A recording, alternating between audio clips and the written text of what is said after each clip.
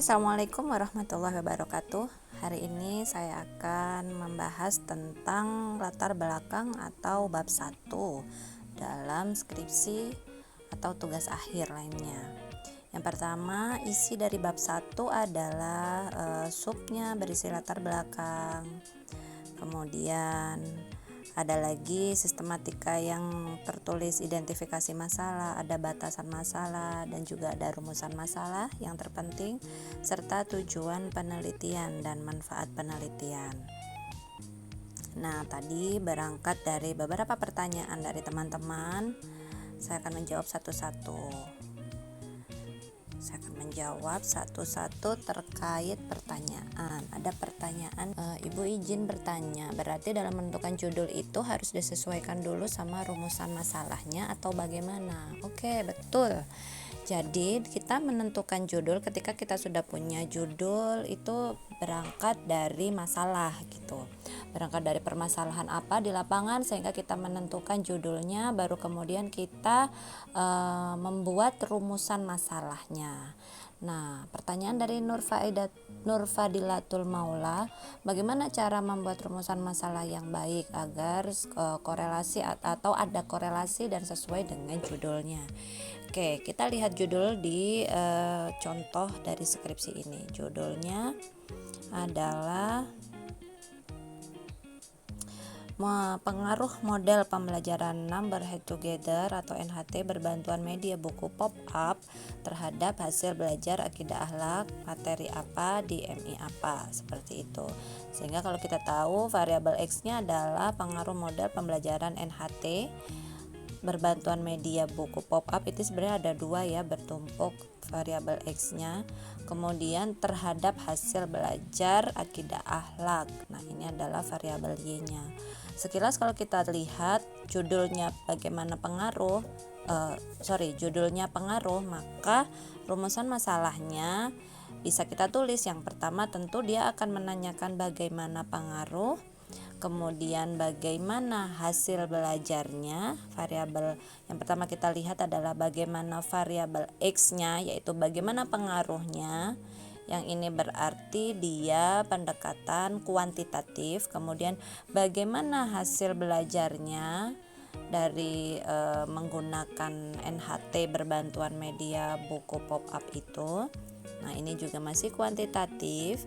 Dan yang terakhir, dia bisa menayangkan atau menanyakan tentang bagaimana pelaksanaannya. Yuk kita lihat apakah demikian dalam rumusan masalah pada skripsi ini. Oke, kita lihat ya. Ternyata ya betul, rumusan masalahnya adalah bagaimana hasil belajar siswa, kemudian bagaimana pelaksanaan modelnya, kemudian bagaimana pengaruh modelnya.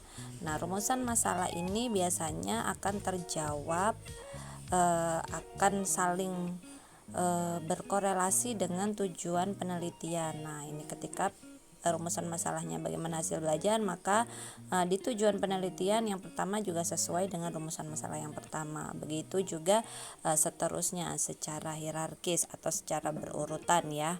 Kemudian manfaat penelitian bisa kita bagi dua, manfaat teoritis dan juga manfaat praktis.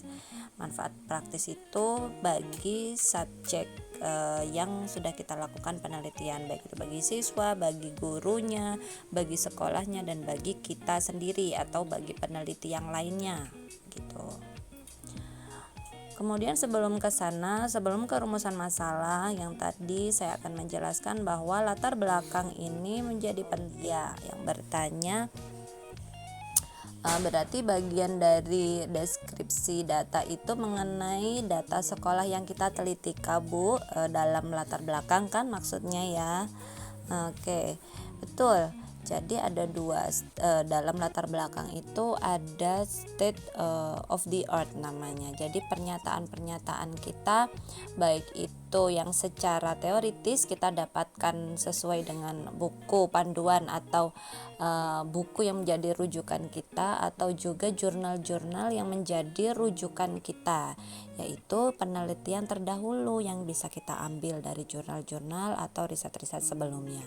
Sementara untuk yang praktisnya, kita bisa melihat fakta-fakta atau masalah-masalah di lapangan yang bisa kita paparkan juga dalam latar belakang itu tadi. Jadi ada 2 item di situ. Sehingga kenapa state of the art ini penting? Ini menunjukkan bahwa kita cukup dalam mengulik permasalahan yang akan kita sajikan, seperti itu. Oke, menjawab pertanyaan Khofifah di sini bertanya tentang apakah dalam skripsi kualitatif atau kuantitatif rumusan masalah ada aturan maksimal? Oh, tidak ada.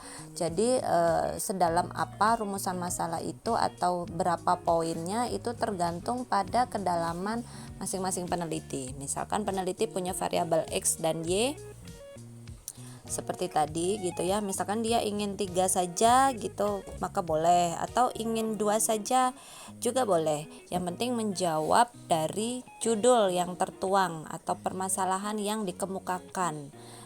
Permasalahan ini dikemukakan dalam rumusan masalah. Nah, rumusan masalah ini kalau semakin Anda banyak atau bisa memotret dari variabel yang Anda pilih, maka semakin bagus pula dan semakin detail pula penjelasan nanti yang akan didapatkan dalam bab 4. Karena bab 1 ini masih sama dengan masih berhubungan gitu, dan sangat berhubungan karena dia menjadi fondasi awal dari bab-bab yang berikutnya, baik bab 2 terkait teori, bab 3 terkait metode, dan juga bab 4 terkait dengan hasilnya gitu. Pertanyaan berikutnya, misalnya judul identifikasi penyebab rendahnya motivasi belajar daring. Maka di dalam latar belakangnya apakah juga membahas mengenai sekolah yang diteliti? Tidak, Bu. Oke.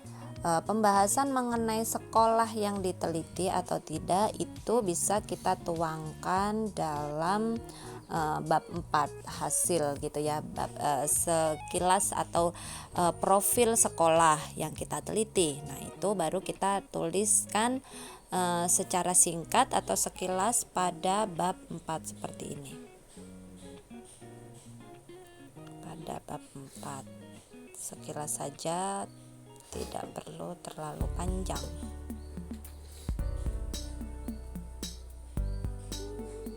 Profil madrasah begitu ya, identitas sekolah, kemudian visi misinya, strategi, dan sampai strategi saja sudah cukup. Adapun mengenai jumlah kelas, jumlah guru itu bisa disisipkan atau disisipkan pada bab lampiran setelah referensi, seperti itu. Oke, begitu saja. Terima kasih. Semoga membantu untuk menjawab dari sesi pertanyaan, sesi diskusi kita untuk bab 1 mengenai latar belakang, rumusan masalah, batasan masalah, serta tujuan dan manfaat penelitian yang ada pada bab 1 yang menjadi state of the art dari penelitian kita. Oke, sampai ketemu lagi. Assalamualaikum warahmatullahi wabarakatuh.